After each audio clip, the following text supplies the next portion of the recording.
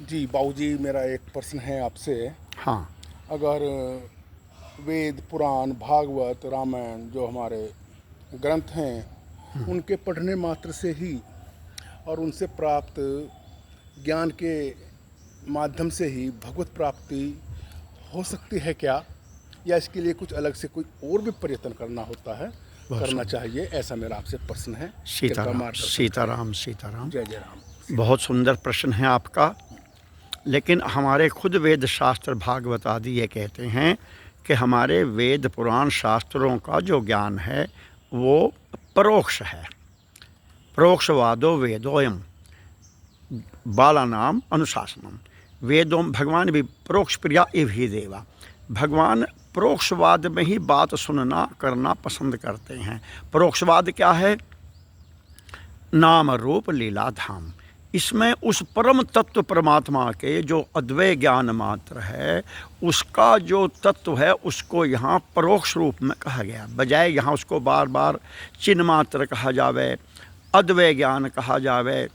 वो तो चिदानंद है, सच्चिदानंद घन है, ये कहने के बजाय बार बार उसको राम, कृष्ण, कन्हैया, नारायण, हरि, लक्ष्मी नारायण, राधा कृष्ण, राधे राधे, ये सुनना परमात्मा ज़्यादा पसंद करते हैं। परोक्ष प्रिया इव ही देवा।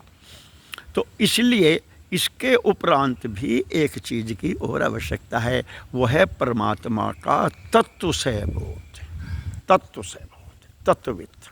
वो तत्व से बोध जब हो जाता है, वो हो जाता है साधन करते करते, भगवान का नाम जपते हुए, गुरु मंत्र का नाम विधि टेक्निक के अनुसार जब हम उसको जपते हैं विधि विधान के साथ, तब स्वतः ही तत्समयोग संसिद्ध है काले नात्मनि विन्दति। परमात्मा अंदर से जो ज्ञान है, तद विद्धि प्रणिपातेन परिप्रश्नेन सेव्ये उपदेशन्ति ते ज्ञानम। ज्ञानिनः तत्वदर्शिनः यत ज्ञातवान पुनर्मोहम एवं याससि पांडव येन भूतानि शेषेण दक्षस्य आत्मनि त्वमयि। वो परमात्मा जो है उसका ज्ञान स्वतः ही हो जाएगा, योग से होगा। योग माने जब हम गुरु प्रदत्त मंत्र का, गुरु द्वारा बताई गई विधि से भगवान के श्री चरणों का ध्यान करते हुए, रूप का ध्यान करते हुए और गुरु मंत्र को उस पर सेट करके जब हम दीर्घ काल तक और वैराग्य के साथ, अभ्यास के साथ जब हम करते हैं, तो वो तत्व योग संसिद्ध है कालेन आत्मनि विन्दति। वो हमारे आप के अंदर ही प्रकट हो जाता है। सो प्रकट जिम मोल रतनते नाम निरूपण नाम रतनते। तो फिर हमें जो परोक्षवाद में ज्ञान बताया गया गीता, भागवत, रामायण आदि आदि में, इस परोक्षवाद के भगवान के नाम रूप लीलाओं वो भगवान को फिर हम उस तत्व ज्ञान पर सेट करते हैं, टेस्ट करते हैं कि अच्छा, मान लो भगवान को ये कहा सुंदरकांड में, जाके डर अति काल डराई जो सुर असुर चराचर खाई। अब वो परमात्मा क्या है, उसके डर से काल भी बेहद डरता है और वो सब देवताओं, असुरों, चराचर को खा जाता है।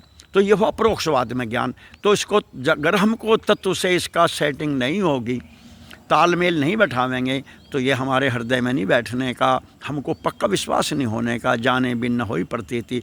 तो वो क्या होगा? तत्व से परमात्मा का तत्व क्या है? अद्वैय ज्ञान, ज्ञान की सत्ता, चिन्ह मात्र। तो जब हम ज्ञान समझेंगे और इस वाक्य को, इस चौपाई को सेट करेंगे, ओहो, जब भगवान चिन्ह मात्र ज्ञान अद्वैय ज्ञान है तो सब कुछ ज्ञान से ही प्रज्ञान बना, और प्रज्ञान से ये सारा विराट विश्वरूप है जड़ चेतन। तो ये सारा ज्ञानमेड है, तो ज्ञान में ही जा रहा है। काल भी इसी में बनता है, महाकाल भी इसी में बनता है, ब्रह्मा विष्णु महेश भी प्रज्ञान में ही सब बनते हैं, यही पालन पोषण करते हैं। तो अल्टीमेटली ये किस में है, कहाँ जा रहे हैं, अंत में कहाँ चले जाएंगे? सब अद्वैय ज्ञान की सत्ता, यानी वही जो राम है, कृष्ण राम ब्रह्म परमार्थ रूपा अभिगत अलख अनादि अनोपा। राम ब्रह्म चिन्मय अविनाशी सर्वरूप सब उर्वासी। तो भगवान का वो तत्व ज्ञान से जब हम उसको सेट कर लेंगे, रामायण की चौपाइयों को, भागवत के श्लोकों को, गीता महाभारत पुराणों के, तो फिर भक्त को, साधक को बेहद आनंद आएगा। तब भगवत प्राप्ति डायरेक्ट क्लियर होगी, उसको बड़ा आनंद आएगा। सीताराम सीताराम, जय श्री राम, सीताराम राम।